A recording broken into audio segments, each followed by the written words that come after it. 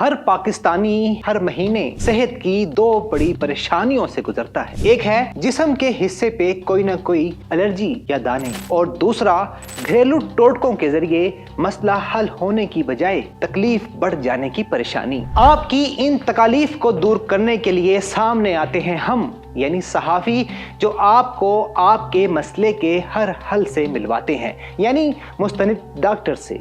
आज हमारे साथ हमारे स्टूडियो में मौजूद हैं पाकिस्तान की मायानाज dermatologist associate professor doctor Wajiha Saeed. आइए इनसे आपके हर जिल्दी मसला पर खुलकर इंफॉर्मेशन हासिल करते हैं। मैं हूं सज्जाद पीरजादा और आप देख रहे हैं 24 न्यूज़ डिजिटल।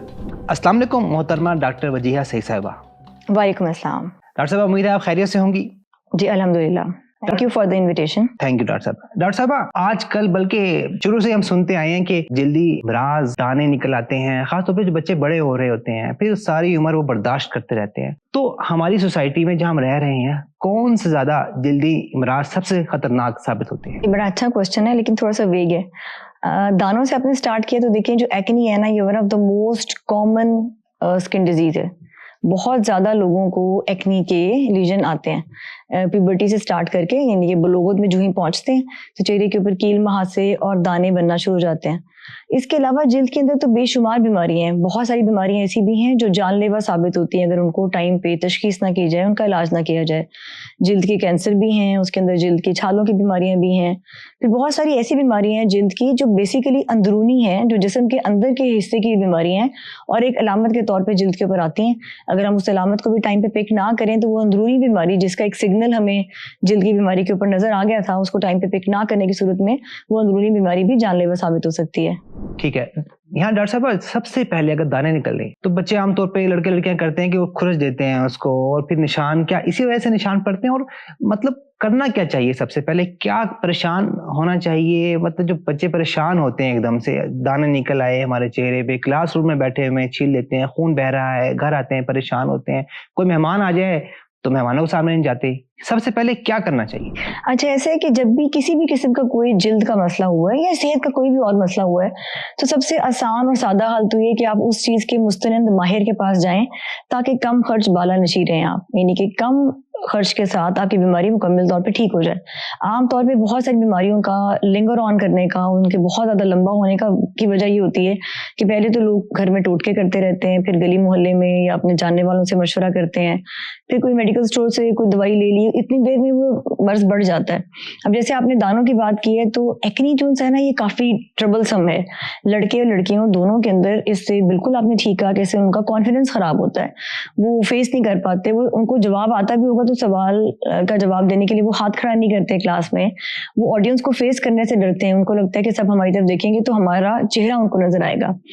कील महासे दाने बहुत कॉमन मसला है और इसका इलाज भी बहुत आसान और सादा इलाज है, लेकिन अगर आप घरेलू टोटके करना शुरू कर देंगे तो फिर एक्ने बढ़ जाएगी। और एक्ने की एक कॉम्प्लिकेशन है एक्ने स्कार्स, यानी कि जो खड्डा है, गड़ा है, वो अगर आप टाइम पे इलाज करें तो नहीं आते। लोगों के चेहरे के ऊपर जो आपको बदनुमा एक्ने के खड्डे और गड़े नजर आते हैं, वो इस चीज की निशानदेही होते हैं कि इन्होंने बर वक्त इलाज नहीं किया और इन्होंने नोचा अपनी स्किन को, इसलिए भी चुने से भी बढ़ जाते हैं।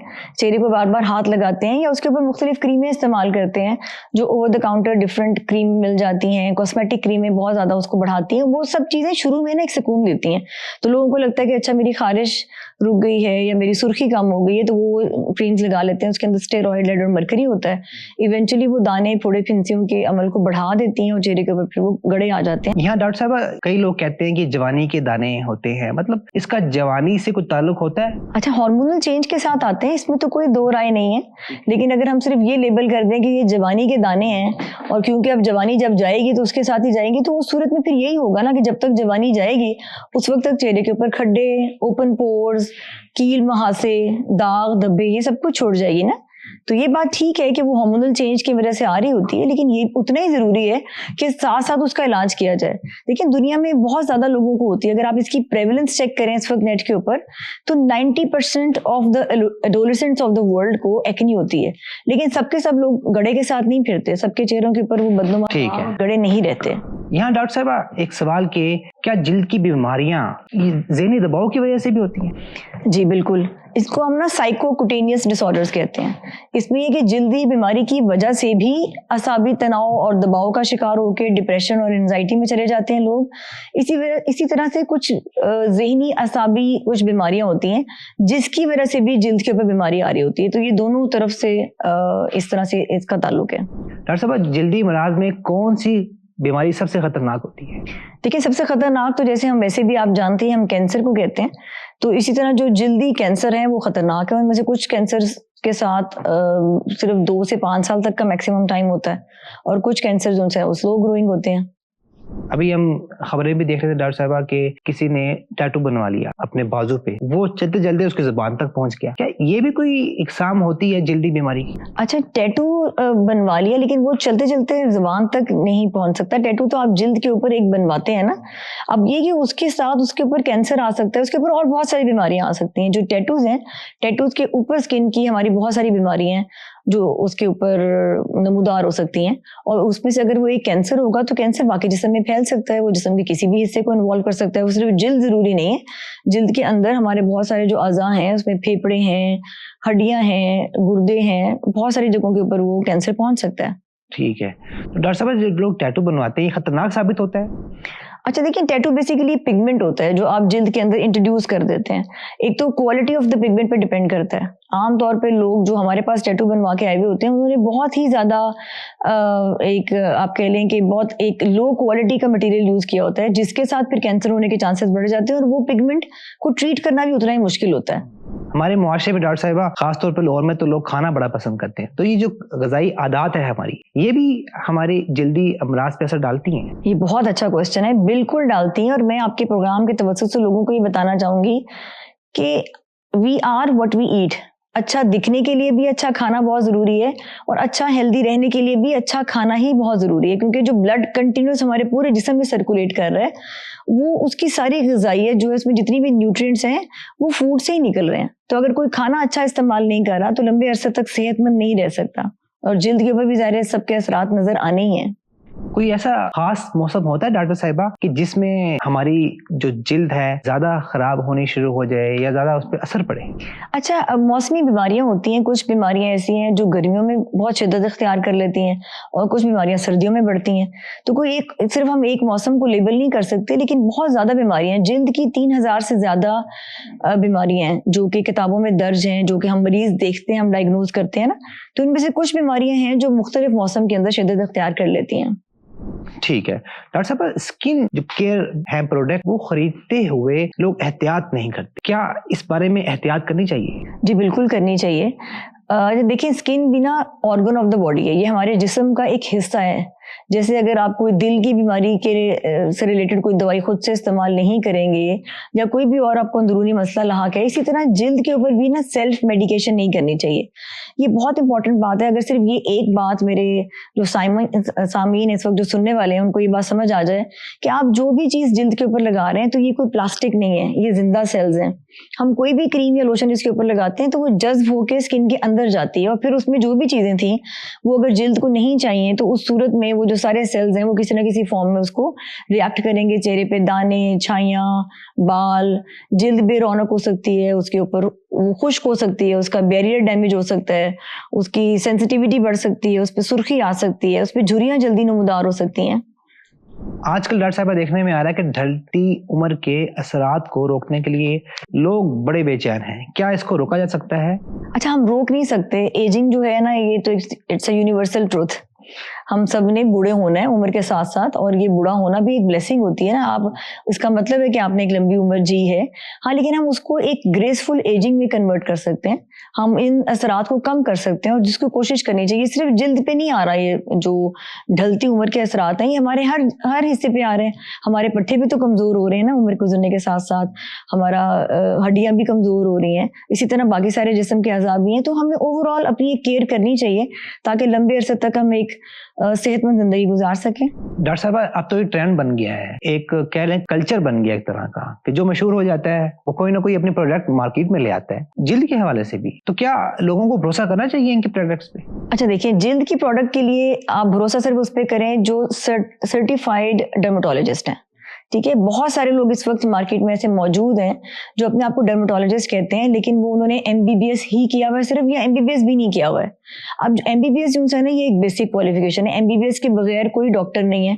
अगर कोई अपने नाम के साथ डॉक्टर लगा के प्रिस्क्रिप्शन लिख रहा है तो वो इलीगल है, वो गैर कानूनी है। बदकिस्मती से हमारे यहाँ कानून की उतनी गिरफ्त नहीं है, क्योंकि बहुत सारे लोग हैं जो फिजियोथेरेपिस्ट हैं, वो अपने नाम के साथ डॉक्टर लिखते हैं और वो प्रिस्क्रिप्शन लिख रहे हैं। ये बात उन्हें भी पता है कि वो गैर कानूनी इलीगल काम कर रहे हैं, लेकिन क्योंकि पकड़ नहीं है तो लोग अपनी गलत को भी जस्टिफाई कर लेते हैं।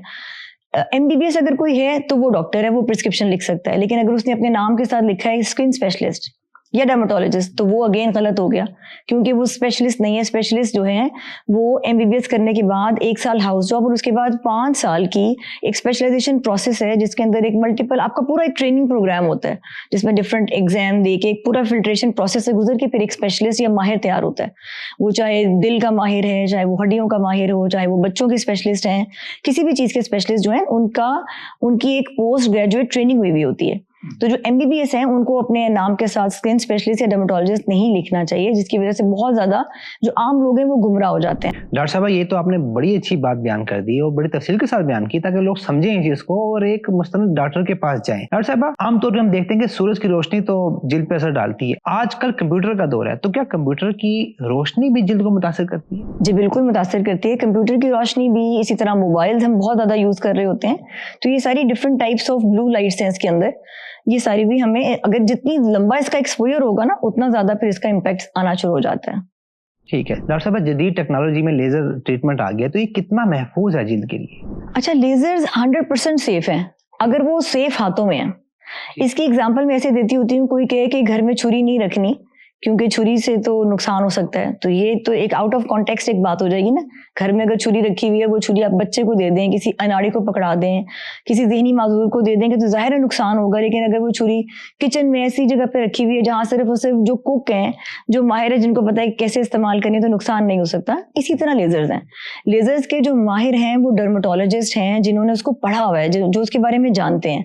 अगर वो इस्तेमाल कर रहे हैं तो नुकसान नहीं होगा। लेजर्स और जगहों पर भी यूज होता है जिल्द के अलावा, जैसे गुर्दे की पथरी का लेजर से इलाज किया जाता है, आंखों की कुछ बीमारियां जिनका लेजर से इलाज किया जाता है। तो लेजर के ज़ाहिर इसी तरह जो आंखों के माहिर हैं वो इस चीज़ को समझते हैं कि जो ऑफ्थेल्मोलॉजिस्ट हैं कि उन्होंने लेजर कैसे इस्तेमाल करना है। इसी तरह गुर्दे की पथरी या मतलब जो उस फील्ड का माहिर है उसको अपनी फील्ड से रिलेटेड जो लेजर है उसका इस्तेमाल बहुत अच्छे से पता होता है और वो बड़ा सेफ्टी के साथ इस्तेमाल कर सकते हैं। डॉक्टर साहब, एक अहम सवाल ये कि आजकल सर्दियां चल रही हैं, सर्दियों के मौसम में बीमारी जिल्द की बहुत आम हो जाती है।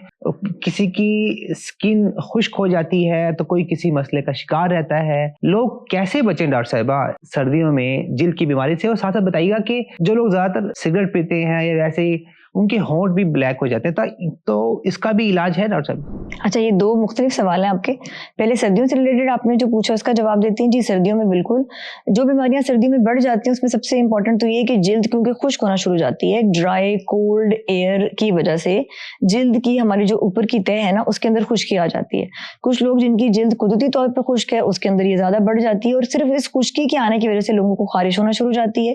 और खुश्की की वजह से बहुत सारी जिल्द की और बीमारियां हैं, जैसे चंबल है, एक्जिमाज हैं, टॉपिक डर्मेटाइटिस, सोराइसिस, ये बीमारियां जो हैं ये ज्यादा बढ़ जाती हैं। इसके अलावा इक्थायोसिस है और कुछ और बीमारियां, एक लॉन्ग लिस्ट है। ये जो कॉमन डर्मेटोसिस जो प्रेजेंट करते हैं हमारे साथ सर्दियों में, उसकी वजह जिल्द की खुश्की है।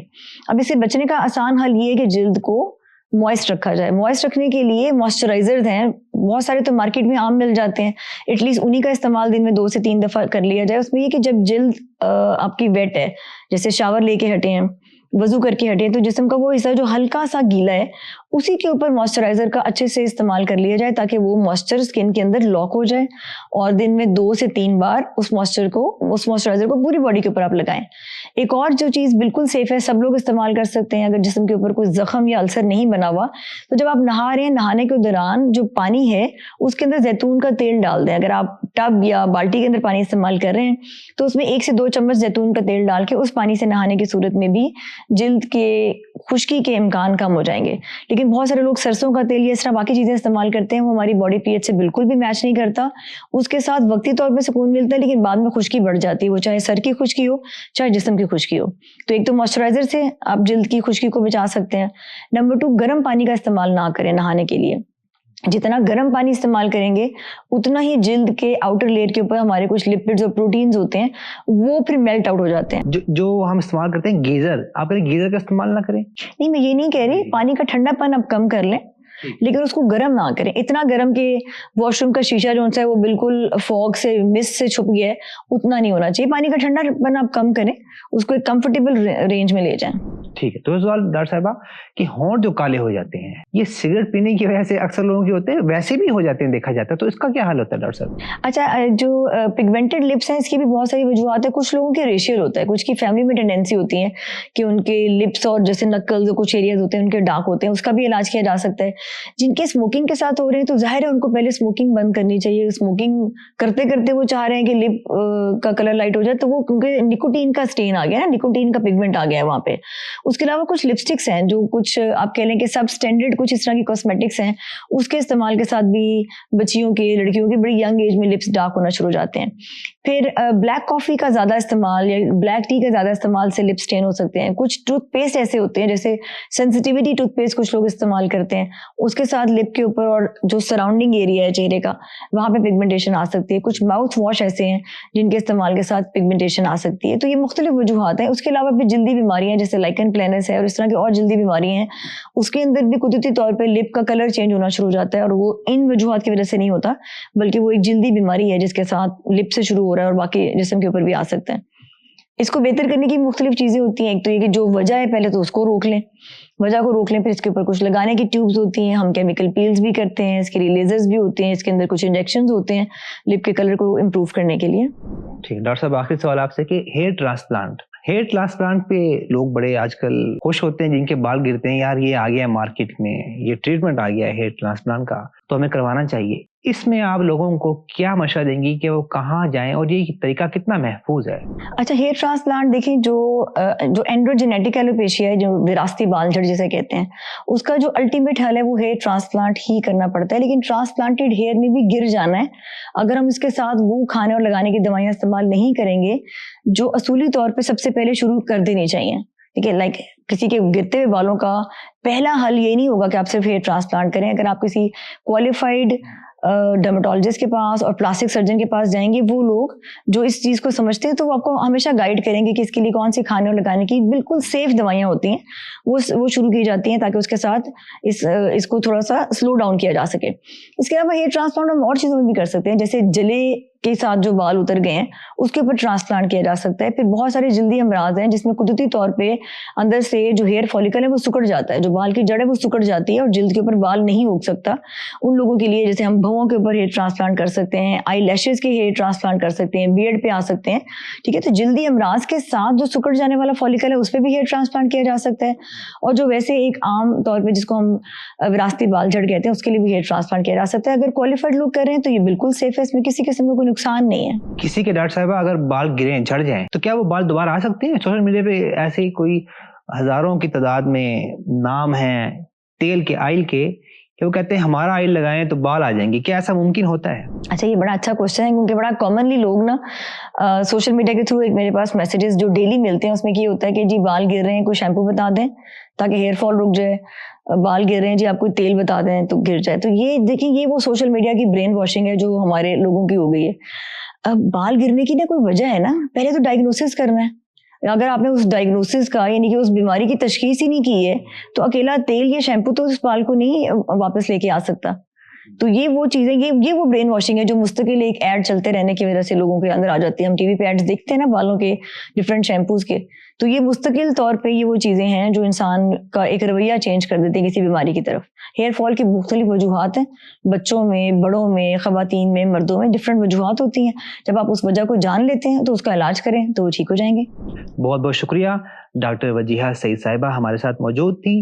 नाज़रीन, आप मजीद क्या जानना चाहते हैं हमें बताइए। इजाजत दीजिए, देखते रहिए 24 न्यूज़ डिजिटल। सज्जाद को इजाजत दीजिए। डॉक्टर साहिबा बहुत बहुत शुक्रिया, आप तशरीफ लाई। थैंक यू फॉर इनवाइटिंग, मुझे अच्छा लगा। इजाजत दीजिए।